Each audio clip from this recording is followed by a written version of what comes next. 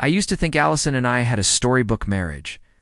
10 years, a beautiful home, 2 amazing kids. It felt perfect. But perfection is often just an illusion, isn't it? The first crack appeared on a Tuesday. I came home early to surprise her, but the surprise was on me. There was a strange car in our driveway, a sleek sports car I'd never seen before. My heart started pounding a rhythm I didn't recognize. I walked in quietly. The house was silent, too silent. I found them in the living room.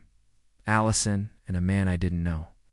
They weren't just talking, the look on her face when she saw me. It was a mix of shock and, oddly enough, a flicker of something like annoyance. The man, whose name I later learned was Julian, just looked smug.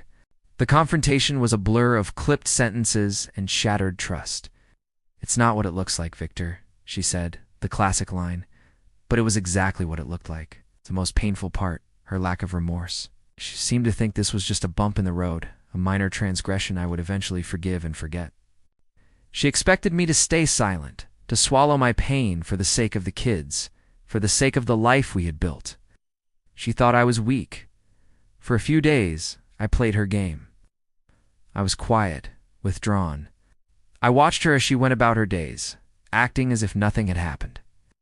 She'd text someone, smiling at her phone, and quickly hide it when I walked into the room. She thought her secret was safe, that my silence was acceptance. But my silence wasn't acceptance. It was strategy. It was me gathering my thoughts, planning my next move. She had misjudged me completely. I started quietly talking to a lawyer. I documented everything. The late nights she claimed were work dinners, the credit card statements with charges for hotels I'd never stayed in, the text messages she failed to delete. Each piece of evidence was a small, sharp stone I was collecting. It wasn't about revenge. Not entirely. It was about protecting myself and my children. It was about taking back control of a life that had been hijacked by her betrayal. While I was gathering my ammunition, Allison grew more confident. She started leaving for entire weekends. With flimsy excuses about visiting a sick aunt or going on a girls' trip, she'd come back looking refreshed, happy and completely oblivious to the storm that was brewing right under her nose. She saw my quiet demeanor as a sign that I had given up, that I was the same predictable, stable Victor who would always be there to clean up her messes. The day I finally decided to act was our anniversary. She had forgotten, of course. I hadn't. I cooked her favorite dinner, set the table with our wedding china, and waited. When she came home, late as usual, she looked surprised.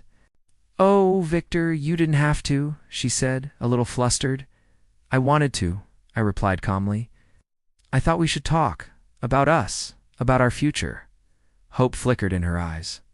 She probably thought this was my grand gesture of forgiveness, my plea to save our marriage. She sat down, a small, patronizing smile on her face. "I'm glad you're finally ready to talk, honey," she said, reaching for my hand. I pulled my hand away. "I am," I said, my voice steady. "I've spoken to a lawyer, Allison." The smile vanished. Her face went pale. "What? A lawyer? Victor, what are you talking about? It was a mistake. We can work through this." "Was it a mistake last weekend, or the weekend before that?" he asked, my voice still level. "I know about Julian. I know everything." I laid a folder on the table between us. Inside was a fraction of the evidence I had collected. Photos, statements, timelines. Her face crumpled as she looked through it. The mask of the confident, untouchable woman fell away, replaced by raw panic. "You can't do this," she whispered. "Think of the kids. Think of our family." "I'm thinking of them," I said. "They deserve a father who isn't a doormat. They deserve a home built on honesty, not lies. You thought I would just stay silent and let you live a double life? You thought I was too weak to leave? You were wrong. The fight that followed was epic. Tears, the accusations, the desperate pleas. She tried every tactic in the book. She blamed me. She blamed Julian. She blamed her own unhappiness. But for the first time in a long time, her words had no power over me. I was no longer the man who would do anything to keep the peace. Her affair hadn't just broken my heart. It had forged me into someone new, someone stronger. In the weeks that followed, the divorce proceedings began. It was messy, just as she'd threatened. She tried to paint me as an unstable, vindictive husband.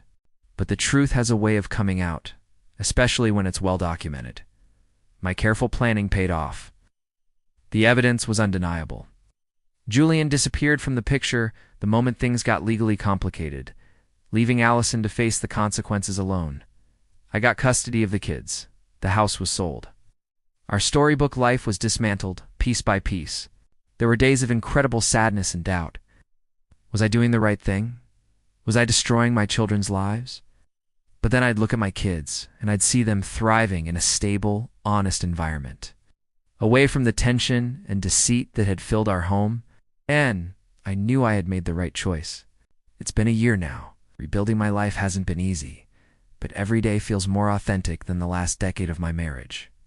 I learned a hard lesson. Sometimes the loudest statement you can make is to refuse to be silent.